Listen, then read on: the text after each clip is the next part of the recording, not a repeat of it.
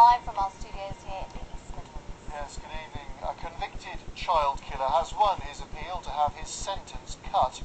Colin Pitchfork murdered 2 schoolgirls in Leicestershire in the 1980s. Today at the High Court in London, his sentence was reduced from 30 to 28 years on the grounds of his exceptional progress. Well, our reporter Helen Astell is in the village of Enderby. Helen, good evening. Good evening to you, Anne. It's more than 2 decades since the girls were murdered, but tonight feelings are running high here in Enderby. This is where Dawn Ashworth lived. She was actually a newspaper girl at this newsagent's. She's also buried in the nearby cemetery. Linda Mann, Pitchfork's first victim, lived and died in nearby Narborough. In a moment, you'll be hearing reactions from Linda's family to today's news. But first, Gita Pense reports on Colin Pitchfork, the man behind the murders which shocked not only the county, but the country.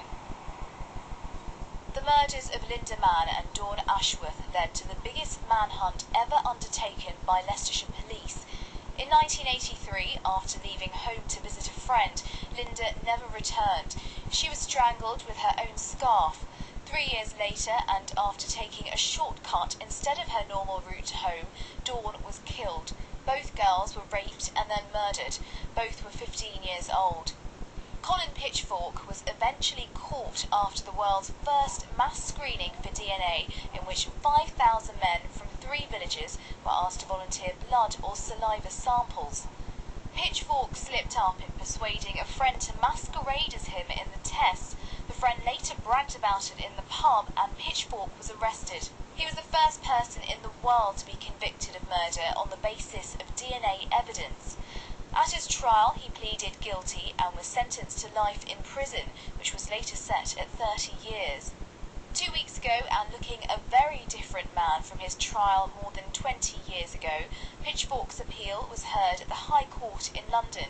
His lawyers argue that he's a changed man and that he's ready to come back into society. Gita Pense, East Midlands Today.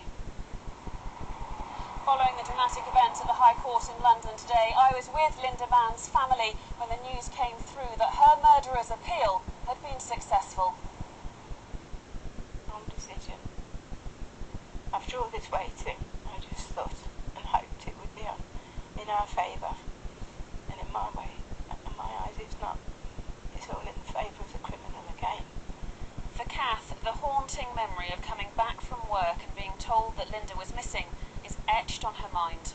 It's made their death less important than his life. I just hope that the person that came to that decision can sleep in himself. No, at the end of the day, he's going to come out, and it's going to be you that's going to be serving the life sentence, not him. He's never been placed on report during his time in prison for the whole 20 years.